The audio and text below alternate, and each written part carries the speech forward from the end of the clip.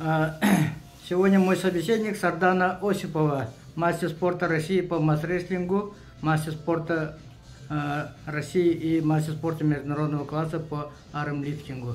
Итак, Сардана, с чего началась твоя спортивная жизнь, с какого вида и в каком классе? Здравствуйте. Я в спорте с самого детства. Мой первый спорт — это легкая атлетика. Перед теми регалиями, которые вы перечислили, да, я была легкоатлеткой. Весь мой спортивный путь начинался именно с легкой атлетики. С какого класса? На соревнования я ездила, можно сказать, из начальных классов, но мои первые достижения пошли уже с старших классов. Это с 9, 10, 11 класс. Это тогда, когда мне начало, можно так сказать, фартить. И первая моя медаль, это была на улусных соревнованиях, небольшое соревнование, которое, большое соревнование для нашего улуса, но небольшое для всего мира. Но для меня, конечно же, как и наверное, для любого спортсмена, первая медаль, она очень ценна и вызывает очень большой восторг и счастье. Хоть и она была совершенно маленькая, малюсенькая, но для меня это было восторг. И какие дистанции ты бегала? В основном я бегала на длинные дистанции, на 3 и на 5. Можно сказать, это, да, не длинные по сравнению сейчас. Сейчас проводят и полумарафоны, и марафоны. Все активно занимаются легкой атлетикой. Но тогда, на тот момент, для меня это были, да, для школьника это длинные дистанции, 3-5 километров. А я вот помню 2010 год, перед спортивными играми в Алекминске, мы туда ездили в составе татинской команды. И 10-й год, потом 13-й год, спартакиада Манчары в Чарапче тоже бегала, наверное, да? На играх Манчары я не участвовала по легкой атлетике, и на играх Манчары я участвовала по женскому многоборью. Пятиборье.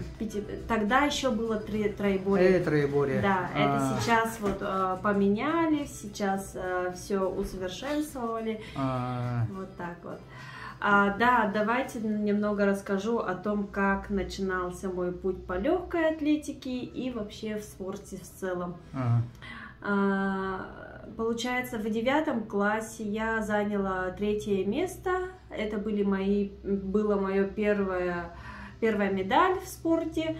И с этого заложилась любовь к спорту.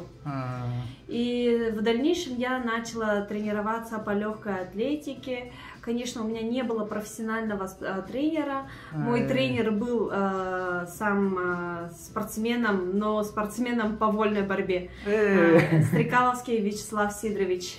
Он же был и моим учителем физкультуры. Это в 10-11 классе. Но, в общем, мой первый учитель физкультуры — это Сафронов Александр Николаевич, который всегда брал меня за руку и вел на все соревнования. Поэтому я участвовала, можно сказать, во всех соревнованиях, начиная от игровых видов спорта до легкой атлетики. И также он брал меня и на физкультурные олимпиады, где в своем улусе я лидировала всегда тоже. Здесь в республике, конечно, была большая конкуренция. Я участвовала на таких физкультурных олимпиадах наравне с Евгенией Колодко. Да. Поэтому я была тогда еще меньше. И по сравнению с Евгенией Колодко, которая на 2 головы была выше меня, конечно, шансов не было.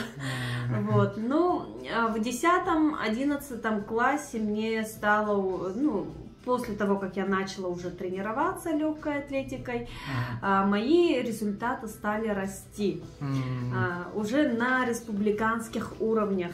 Тогда я помню, точно не помню какой год, это была весна. Мы поехали на республиканский турнир по легкой атлетике в Усалданский улус, село Сотты, на призы братьев Ивановых. И это мой был первый республиканский турнир, и на нем я заняла первое место на дистанции 1000 метров. Мы бегали по снегу, по сугробам, да, по сугробам бежали, да, по сугробам бежали. И самыми моими соперниками на тот момент были девочки из моего же села. Нас в Улусе, в Намском Улусе, было 3 девочки, которые бегали прямо наравне. И мы всегда, у нас была гонка такая между собой, лидерская гонка, кто кого перегонит, кто кого обгонит. И у нас было так, меня зовут Сардана, вторую звали Саина и третью Катя. И Катя Четвертакова. Тогда у нее была фамилия Синюшкина, она как-то раз уже, тоже хорошая спортсменка. И сначала лидировала я, потом лидировала Саина, а потом лидировала Катя. Это череда таких соревновательных мероприятий было, и можно даже сказать циклов, да, спортивных. Первый год я, второй год Саина и третий год Катя. Ну и потом в итоге в лидеры вышла я. И наша гонка на этом завершилась. Я осталась в спорте, а девочки решили пойти другим путем. Вот. И в республиканских соревнованиях я участвовала на таких соревнованиях, как на призы Тимофеева, которые каждый год проходят, да, в Намском тоже Улусе. В студенческие годы я тоже... хотела сказать еще, на Тимофеевских соревнованиях, да, тоже моими соперниками были именитые, очень хорошие спортсмены, такие как Сардана Трофимова, Наталья Сотникова, Надежда Бут, я говорю нынешние фамилии, тогда у них были другие фамилии. Да, и я тоже закрепляла вот 3 лидеров, я всегда находилась в лидерской дистанции.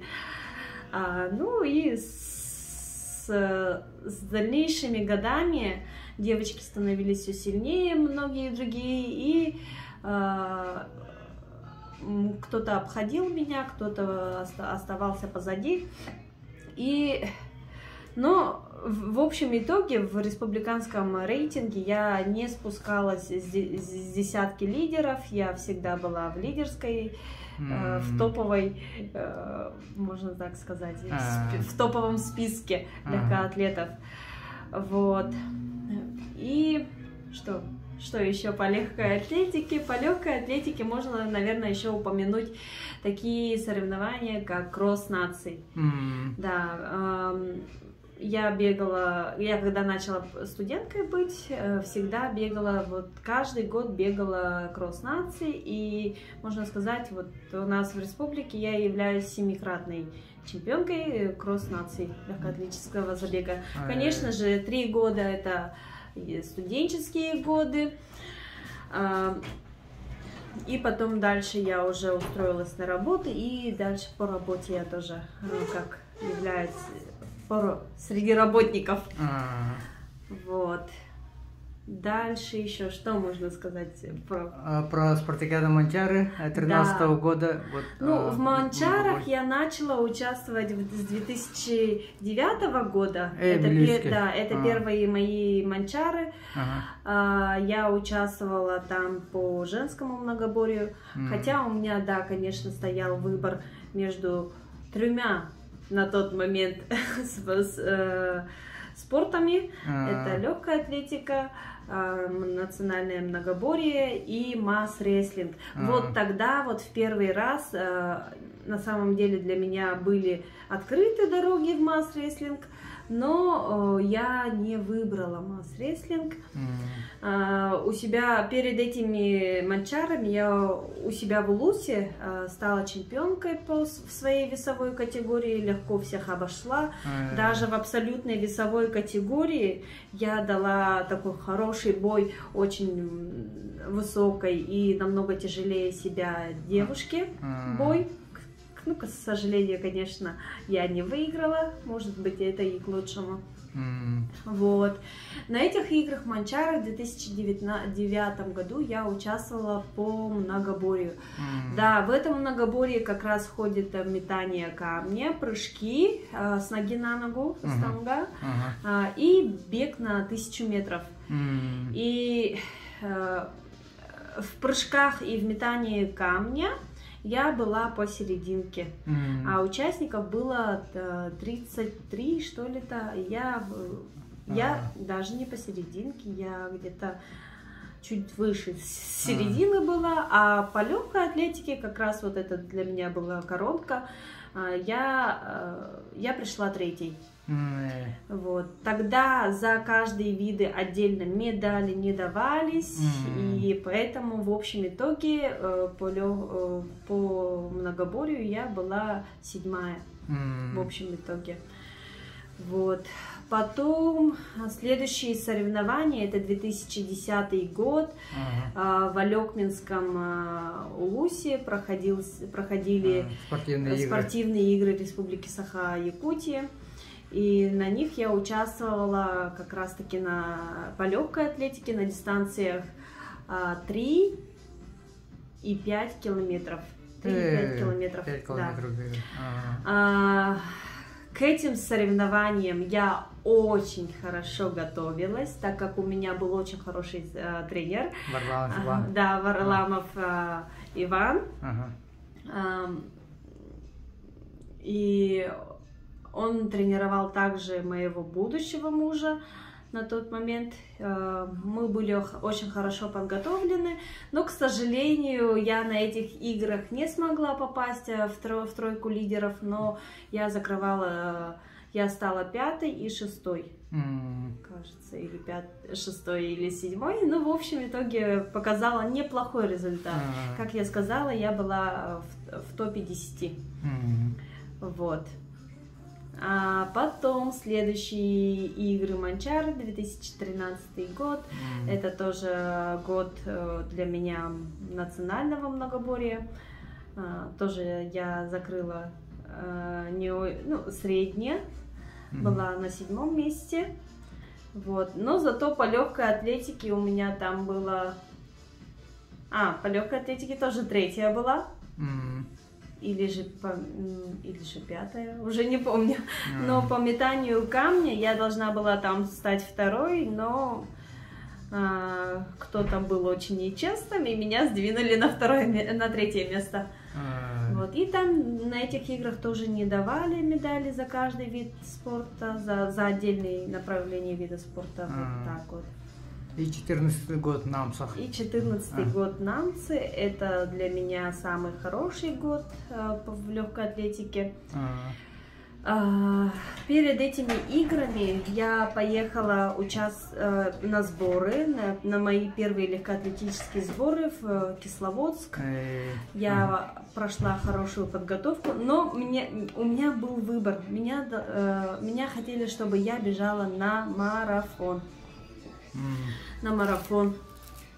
И я готовилась на марафон. Я бежала очень много километров всегда, я была готова к марафону, но за некоторое время мне сказали: все, ты не бежишь марафон ты не будешь бежать, ты побежишь на 1,5 километра и эстафету 4 по 400 и на 3 километра. В общем, я первый день бежала 3 километра,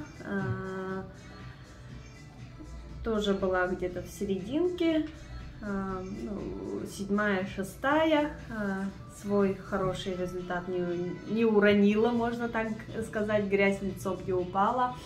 И на последний день, в день эстафеты, я пробежалась 1,5 километра, и через через обеденный перерыв мы бежали уже эстафету 400 и в этой эстафете как раз таки мы показали очень хороший результат. Мы заняли 2-е место нашей командой. Это было очень здорово, весело, круто. Вот. И постепенно переходим к масс-рестлингу. После бега уже переходила на масс-рестлинг, да, наверное? Да, после вот этих игр, эти в 2014 году, да, на тот момент уже у меня был сын. Сыну в 2014 году было уже 2-й год ему шел. Игры проходили в июле, кажется же, да? В июле. В июле. А в августе ему исполняется 2 года. Вот. Потом. И получается, в 2015 году я уже не занимаюсь легкой атлетикой. Я перешла в вольную борьбу. Еще да, и еще вольная борьба. Откуда тут вольная борьба?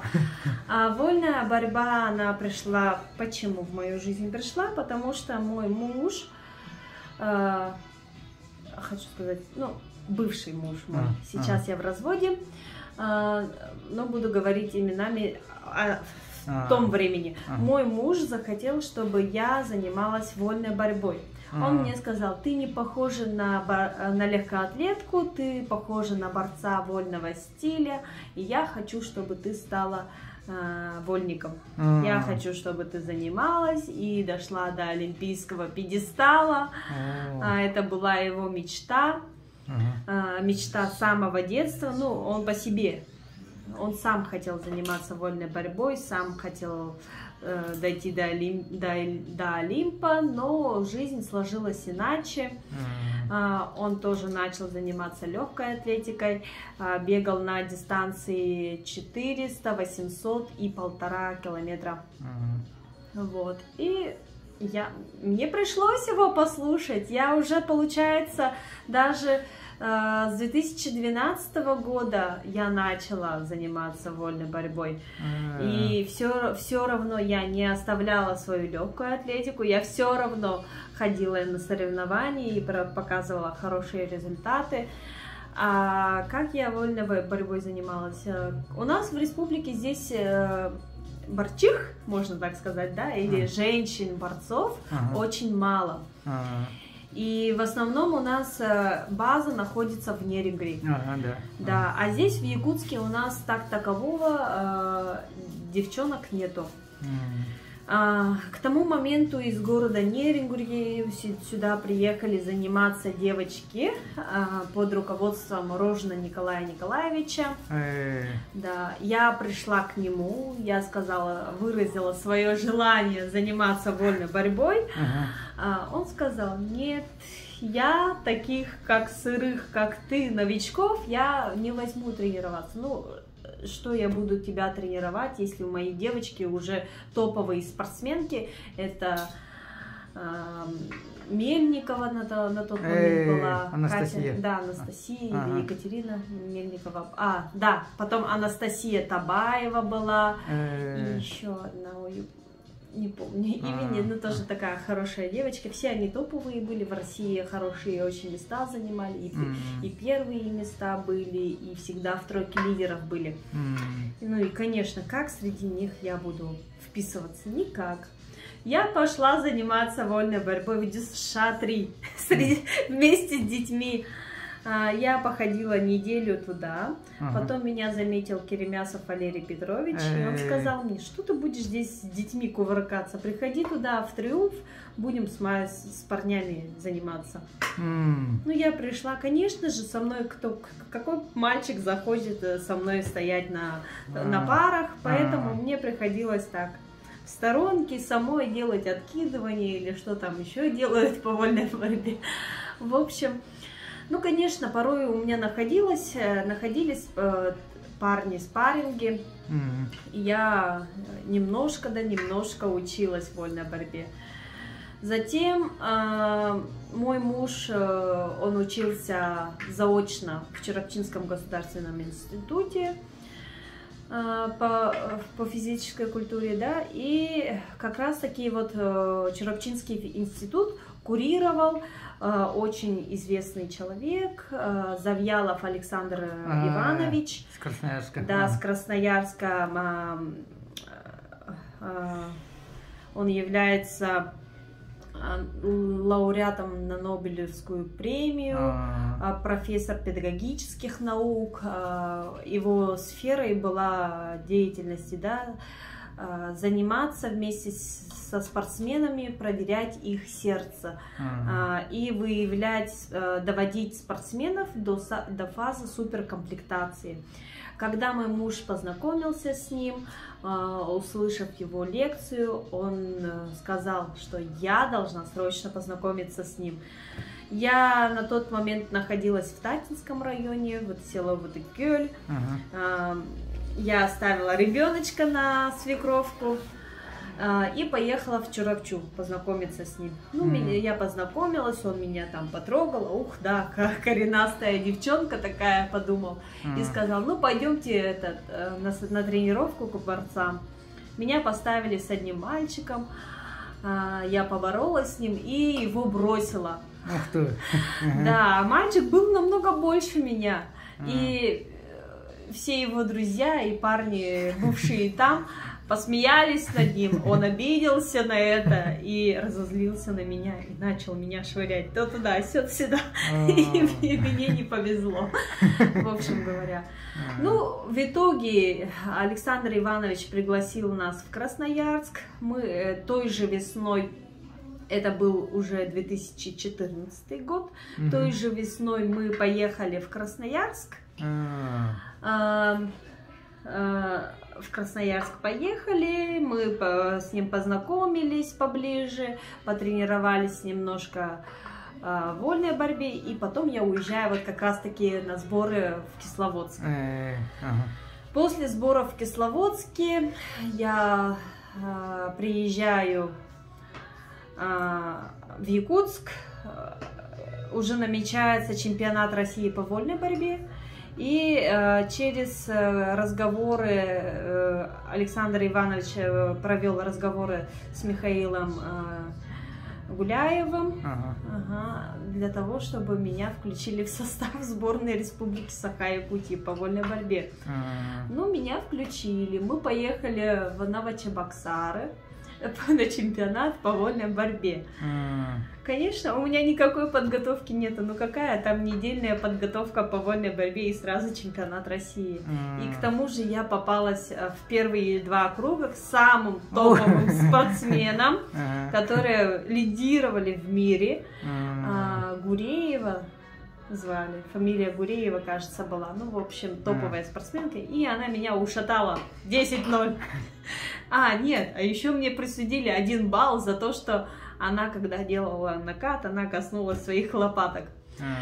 В общем итоге, и вот после этих соревнований я приезжаю на Игры народов Республики Саха-Якутия и завоевываю 2-е место на эстафете 4 по 400. Вот так. Вот так вот выглядела, наверное, легкая атлетика и совмещение с вольной борьбой. Затем я оставляю ненадолго легкую атлетику и продолжаю заниматься вольной борьбой. Я осенью уезжаю в Красноярск, занимаюсь там уже конкретно вольной борьбой полгода. Да. Я в октябре улетаю и приезжаю в мае месяце. В апреле, да, в конце апреля, ну, можно сказать, в мае. И уже более опытная, более такая собранная, крутая стала, начала некоторых девчонок даже выигрывать. Но, конечно, на чемпионате России того года, 15-го года, мне тоже не очень сильно повезло. И так вот, по вольной борьбе у меня никаких результатов таких больших не было. Не было результатов. Вот. Результаты были в самом зале, когда я выигрывала с девчонок там. А так не было. И вот, я должна была уехать, ну, я прилетаю в мае, все лето отдыхаю. Как мы прилетели, как я прилетела, я отправляюсь на СЭХ. В Татинском Улусе проходил СЭХ. Меня там были, ну, во всех СЭХах у нас проходят соревнования. И там проходили соревнования по масс-рестлингу, по национальным прыжкам. И я решила в них принять участие. По масс-рестлингу я выиграла всех масс-рестлеров Татинского Улуса в своей весовой категории. На меня сразу обратили внимание, кто ты, откуда ты, оказывается, крутая. Я такая, не хочешь заниматься масс-рестлингом? А я такая на тот момент, какой масс-рестлинг? Я борец! И поэтому я не занималась масс-рестлингом тогда. Но и по прыжкам, кстати, я тоже очень хорошо выступила. Я только уступила по дисциплине копов, я заняла там 2-е место, а во всех 3 других дисциплинах я заняла 1-е места. И в общем итоге тоже, конечно же, 1-е в сумме троеборья. Вот. И я должна была улететь в Красноярск в ноябре месяце, но по обстоятельствам, по финансовым обстоятельствам этого не произошло. Может, даже и к лучшему, даже к лучшему, да. Потому что если бы я уехала, я бы также занималась вольной борьбой, может быть, никаких и результатов бы не было бы. И вот в декабре 2015 года Стрекаловский Петр, отчество, Петр Петрович, тренер по масс-рестлингу Татинского Улуса, приглашает меня принять участие на Кубке Федерации Республики Саха-Якутия по масс-рестлингу. И вот тогда я вышла в своей всей красе, можно так сказать, уже подготовленный хороший боец, потому что в вольной борьбе я стала хорошим бойцом.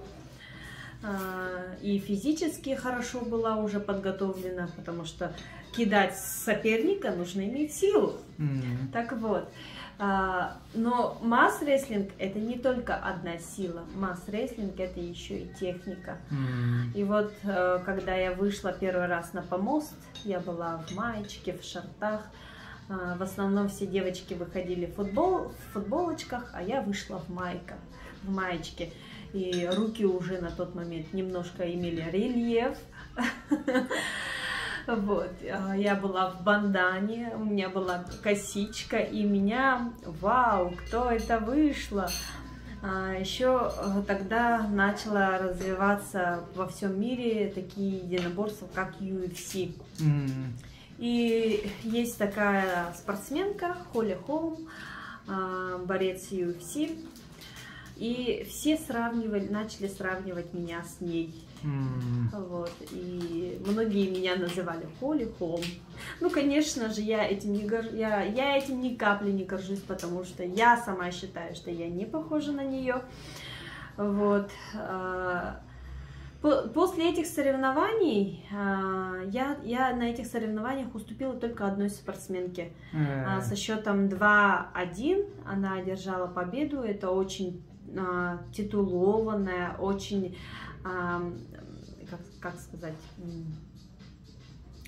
очень опытная, да, очень опытная спортсменка Татьяна Дичковская с Черопчинского Улуса.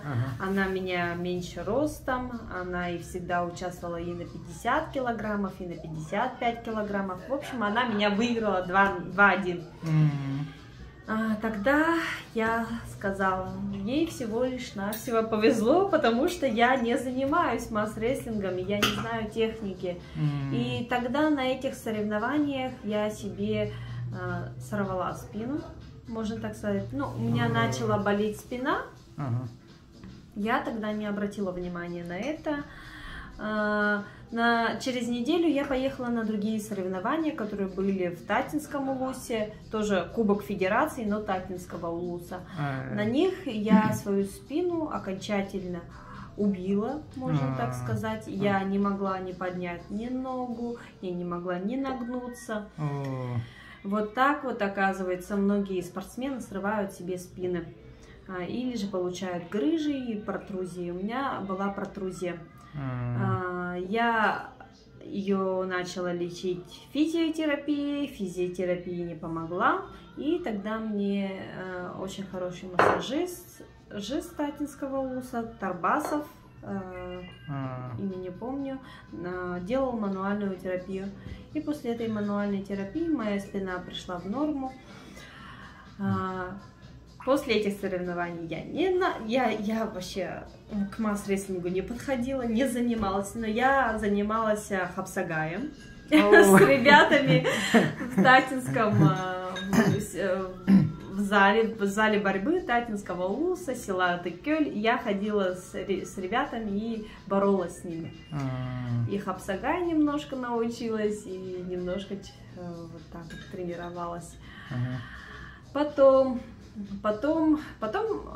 я устроилась на работу диспетчером в пожарную охрану, и меня позвали на сборы по пожарно-прикладному спорту. Это тоже один очень из моих любимых видов спорта, где я долгое время занималась, состояла в составе сборной республики. А что туда входит, это пожарно-прикладное? Бег с препятствиями вместе с пожарными рукавами. Получается старт, ты бежишь, перепрыгиваешь через барьер, хватаешь рукава, бежишь по буму, между этим соединяешь между собой рукава, подбегаешь к разветвлению, соединяешь одну часть рукава, берешь сзади ствол, соединяешь с оставшейся частью рукава, отпускаешь, все должно быть идеально соединено, и бежишь до финиша. Это первая дисциплина. У женщины 2 дисциплины есть. И вторая дисциплина это взбирание по лестнице в окно 2-го этажа. Вот. Я состояла в команде сборной Республики Саха-Якутия. Мы постоянно выезжали на дальневосточные федеральные соревнования. И 2 года подряд мы занимали 2-е место. Или 3-е место. Да, 3-е, где-то так. Вот. И вот я занималась, меня отправили на сборы по пожарно-прикладному спорту. И я каждый раз была только там, на тренировках. Никакая уже ни борьба я не могла заниматься, ни масс-рестлинг к тому же. А весной уже состоялся чемпионат республики. Он уже состоялся в моем родном Намском улусе, но я участвовала за Татинский улус, так как была невесткой Татинского улуса, да, у меня муж с Татинского улуса. И в своем же улусе, не за свой улус. Но это не важно, конечно.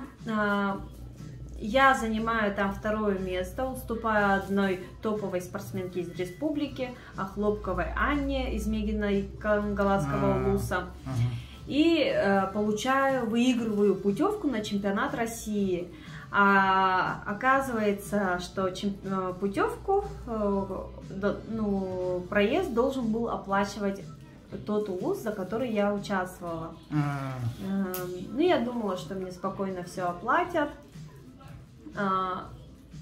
Приближался тот момент, когда мы должны были ехать на чемпионат России.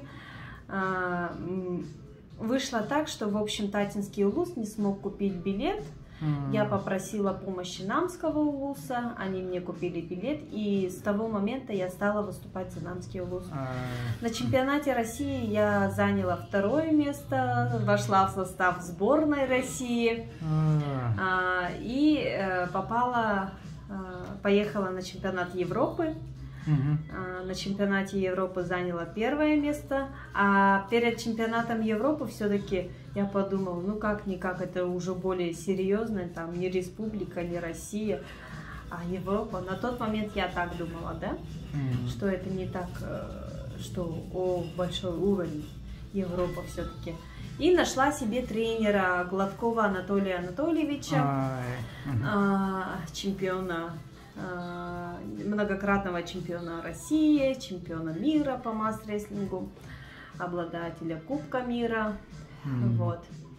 Он меня потренировал за 2 недели дистанционно, как у нас сейчас принято говорить, дистанционно. На дистанционке я потренировалась 2 недели, на чемпионат Европы поехала и всех выиграла в сухую 2-0 и стала чемпионкой Европы. Вот. А где он проходил чемпионат Европы? Чемпионат Европы проходил в Грузии, город Батуми. У Черного моря, очень красивый город, такой, можно сказать, еще древнеисторический город. Вот.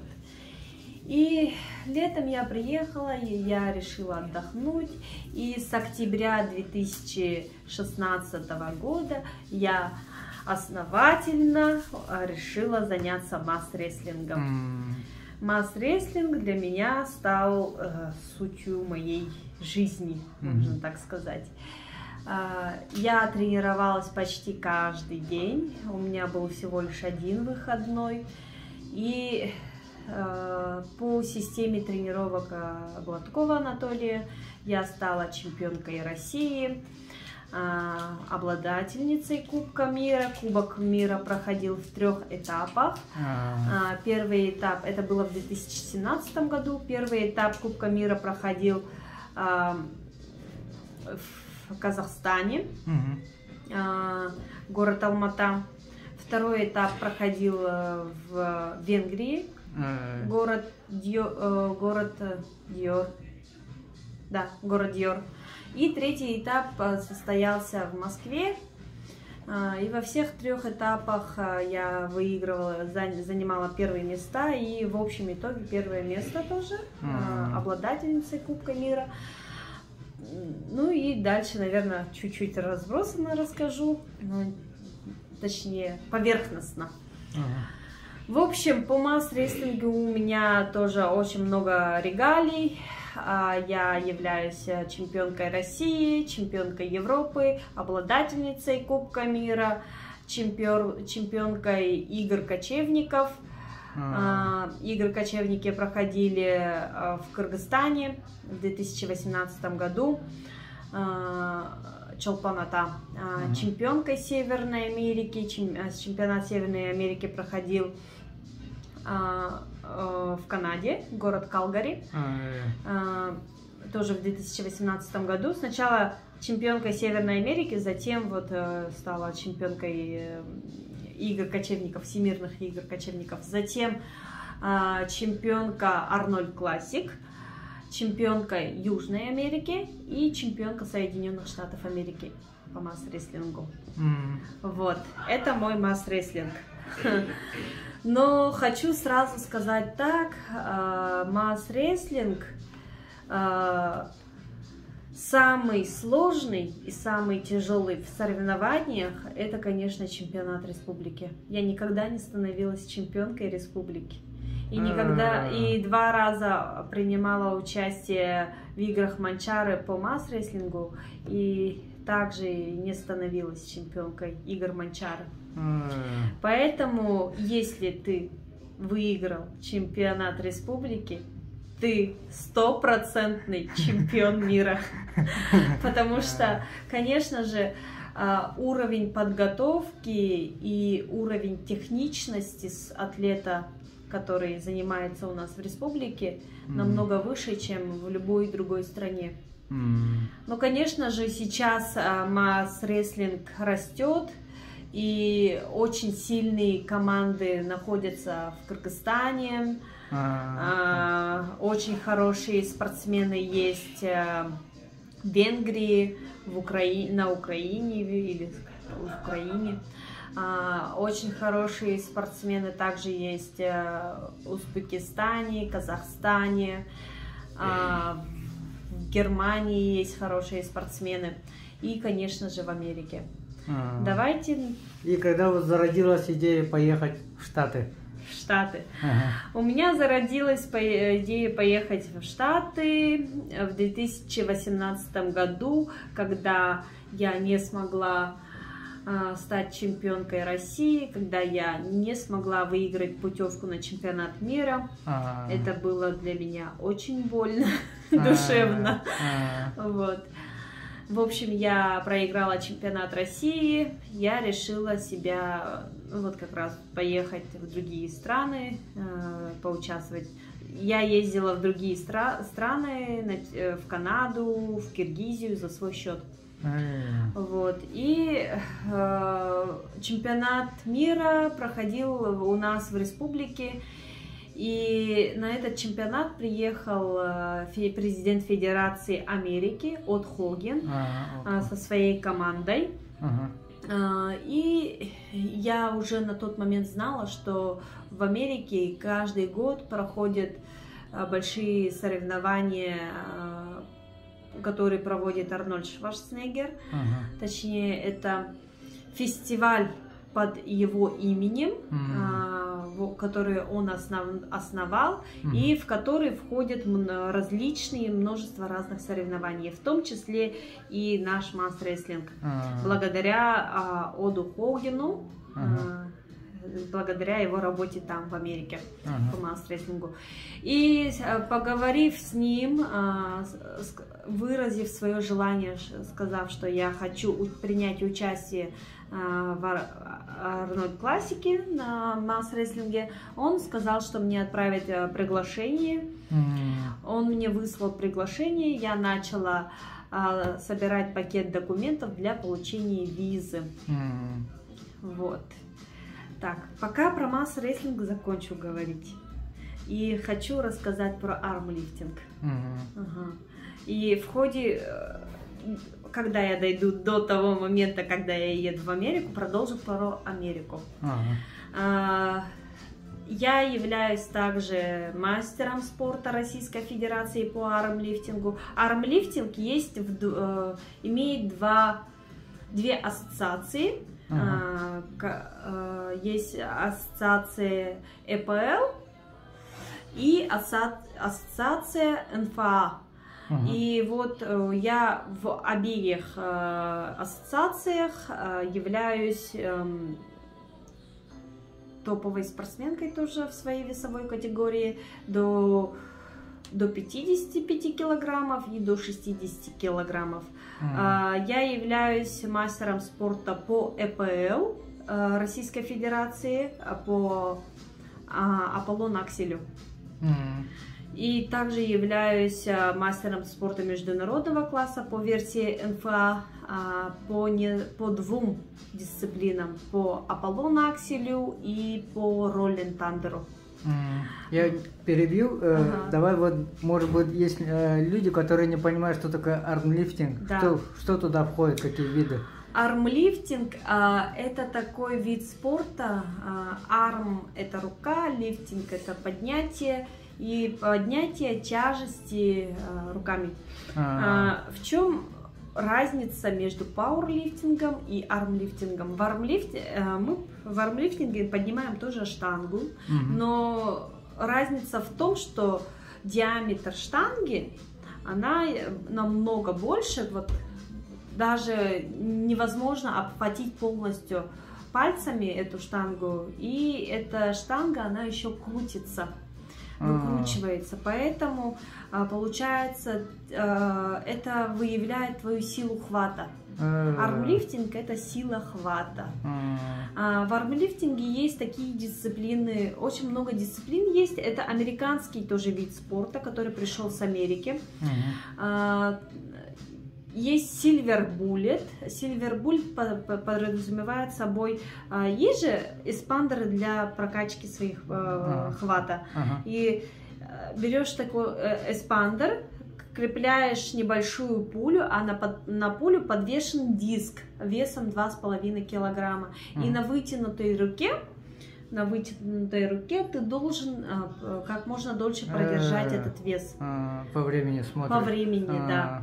И этот эспандер тоже он отличается. Есть разные эспандеры. Есть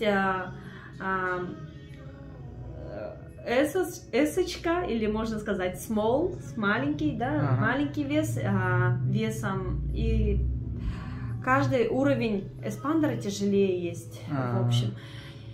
И Аполлон аксель. Аполлон аксель, это я сказала, штанга с большим диаметром. Роллинг тандер, это такая треугольная ручка, тоже ручка диаметра большая и выкручивается. Аполлон эскалибур. Эскалибур это тоже ручка, ее нужно держать и поднимать вес. Саксон бар. Это квадратная штанга, как кирпич. Ее тоже держишь как кирпич и поднимаешь тоже как становую тягу. Вот. И есть еще множество других видов, которые проходят по всему миру, но у нас в России проходят только вот эти вот Аполлон аксель, Роллинг тандер и Саксон бар. И иногда эскалибур и сильвер буллет. Вот. И по армлифтингу я участвовала в чемпионате мира в 2017 году.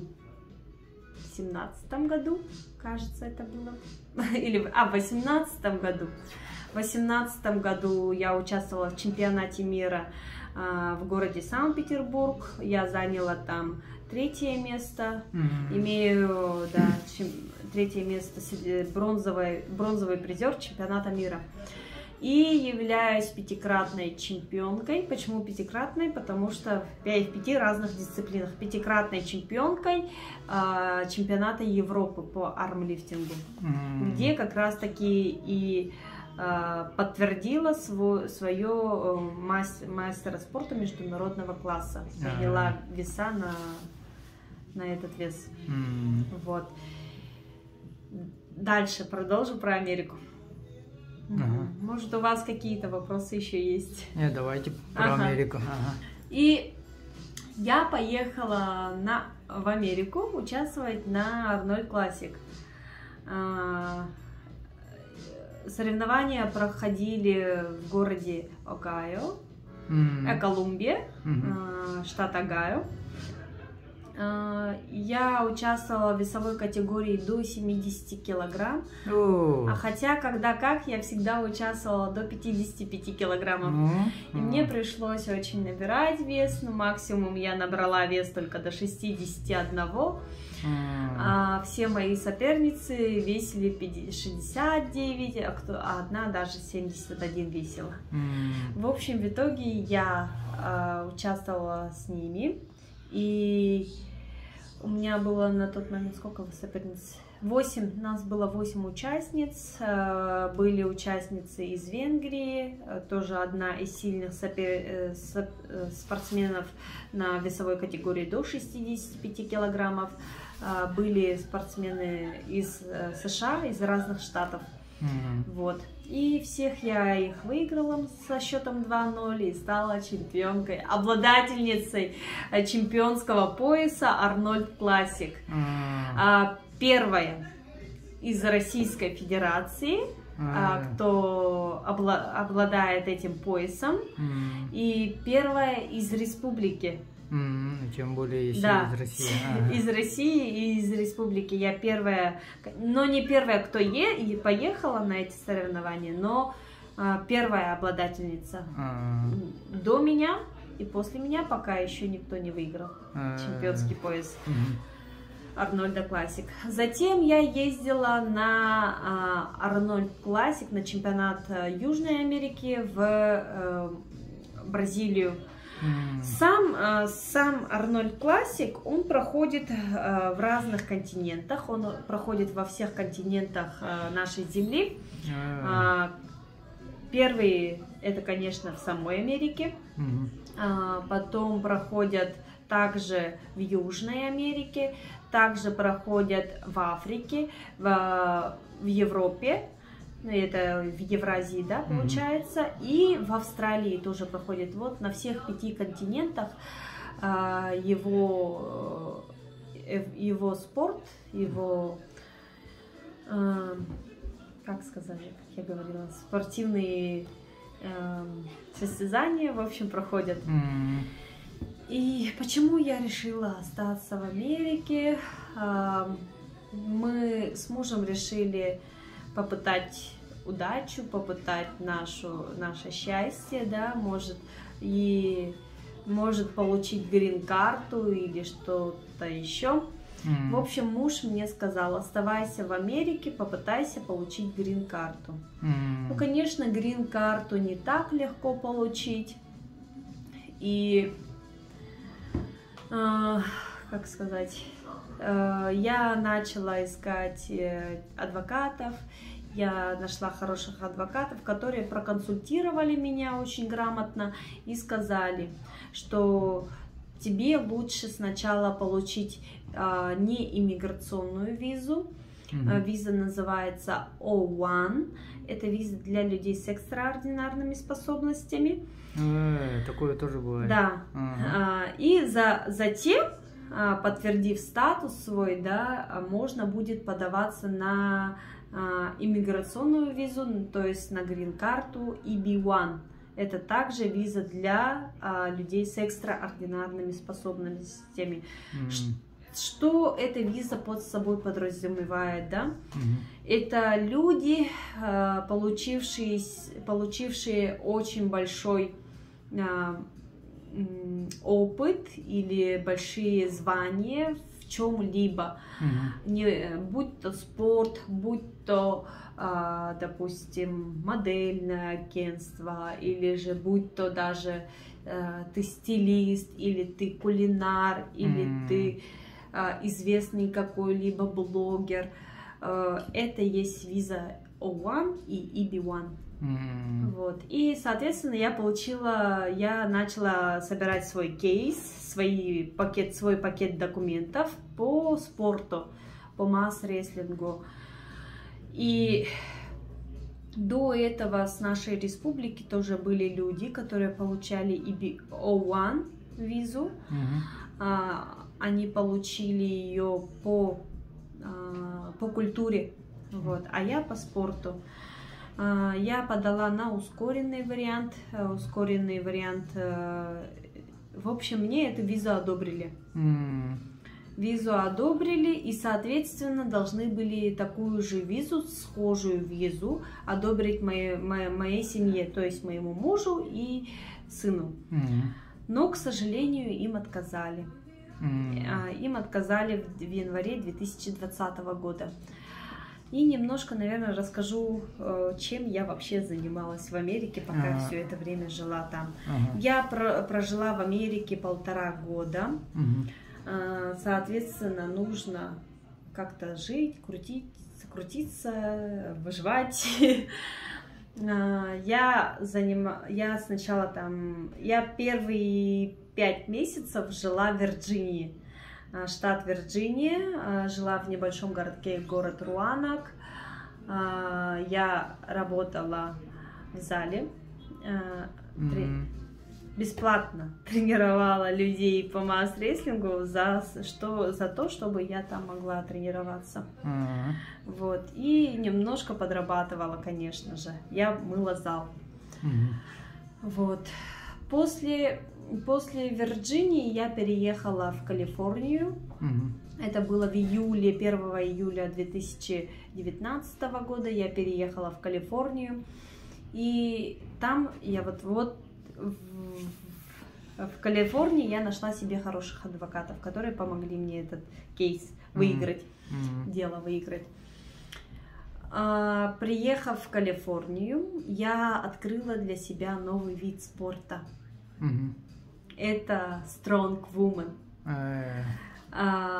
Это, если переводить на русский, да, ну, конечно, сильная женщина, но сильная женщина, так не скажешь. Это соревнование по силовому экстриму, куда входят разные соревнования. И есть такие соревнования, которые ежегодно тоже проходят в Калифорнии. 805 Strong and Woman. И они проходят как летом и зимой. И еще одни соревнования тоже проходят летом. Это тоже среди команд, сильнейших объединенных команд. Вот. И я участвовала в этих соревнованиях, я заняла первое место в них, обошла всех спортсменок, но немножко, конечно, готовилась. Я тренировалась в известном зале в Калифорнии, Лос-Анджелеса. Этот зал находится в небольшом городке Таузен Окс, Ньюбери Парк, где этот зал открыл со своими друзьями знаменитый Од Хоген. И он является президентом Федерации масс-рестлинга в США и президентом Федерации армлифтинга. Вот. И в его зале также тренировался знаменитый, очень знаменитый и хорошо известный здесь у нас в республике Мартин Лисец. Да, Мартин Лисец. Я тренировалась вместе с ним, он мне показывал дисциплины, как правильно их выполнять. Расскажу немножко о них, да? Интересно, вот до поездки в Штаты ты владела английским языком? Нет. Там Я вообще не говорила на английском языке. У меня была всего лишь школьная база. Там, hi, how are you? I'm okay. What's your name? И все. Больше я ничего не знала. Конечно же, за вот эти 1,5 года, живя там, я немного научилась говорить на английском, конечно, не профессионально, владею нормальным, хорошим разговорным языком. Вот. Благодаря моим друзьям, благодаря ним я вот этот язык немножко выучила. Вот. И я занималась также и вот этим Strong Woman. Там очень много разных удивительных видов спорта. Вот как раз вот такие вот Weight of Five Strong and Woman, которые проходят эти соревнования в тренажерном зале Ода Хогена каждый год, он также туда включил и масс-рестлинг. Так что популяризация масс-рестлинга в штате Калифорния идет полным ходом. Также масс-рестлингом занимаются в штатах Вирджиния, в Атланте проходят, да, занимаются в Атланте, даже на Аляске есть. Вот так вот. Не думают ли американцы сделать масс-рестлинг олимпийским видом спорта? По этому направлению какая-то работа ведется? Это не американцы должны делать. В нашей республике? Нет, это даже не с нашей республики. Ну да, большую роль это играет наша республика. Это играет Международная федерация масс-рестлинга. Как, насколько я знаю, что чтобы попасть в олимпийский вид спорта, да, этим спортом должно заниматься определенное количество стран, и должен вестись реестр, и им должен заниматься определенное количество спортсменов.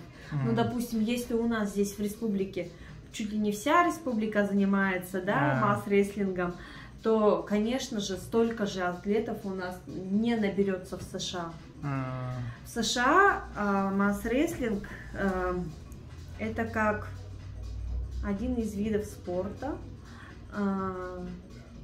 но он очень только хорошо популяризируется именно в зале Ода Хогена. В основном, конечно, это только там, и все. Ну и, конечно, охват спортсменов там не такой широкий. Но каждый раз, когда проходят где-либо соревнования по масс-рестлингу, и те спортсмены, кто хочет принять участие в масс-рестлинге, они должны состоять в членском сборе, в членском составе Федерации масс-рестлинга Соединенных Штатов Америки. Я вхожу в этот состав, я вхожу в состав сборной можно так сказать, уже Соединенных Штатов Америки по масс-рестлингу, потому что я принимала участие неоднократно. Я также уже принимала участие на других соревнованиях именно за Соединенные Штаты Америки. Вот. То, что вот Strong Women за победы, ну, мы знаем, что Америка капиталистическая страна, там в основном призы, наверное, деньгами дают, да? Нет. Можно ли на эти деньги? Нет, в тех соревнованиях, где я участвовала, больших призов не было. Максимум это была банка протеином, и все. И обычная такая простенькая медаль. Даже у нас здесь в республике медали круче делают. А я думал, все там... Тогда приходилось работать, да, наверное, потому что это масс-рестлинг, это же не такой популярный вид спорта. Конечно, у них национальные виды спорта — это американский футбол, бейсбол, гольф. Ну вот эти два спорта, да, которые... и еще у них это баскетбол. NBA. Да, у них в основном уклад, да, развитие идет на те виды спорта, которые идут со школьной скамьи. Конечно, в школе им будут преподавать те виды спорта, которые национальными, как у нас в республике, допустим. Но, конечно, в наших школах не проводят масс-рестлинг, не входит в состав, допустим, нашей физкультуры масс-рестлинг, обязательный вид спорта.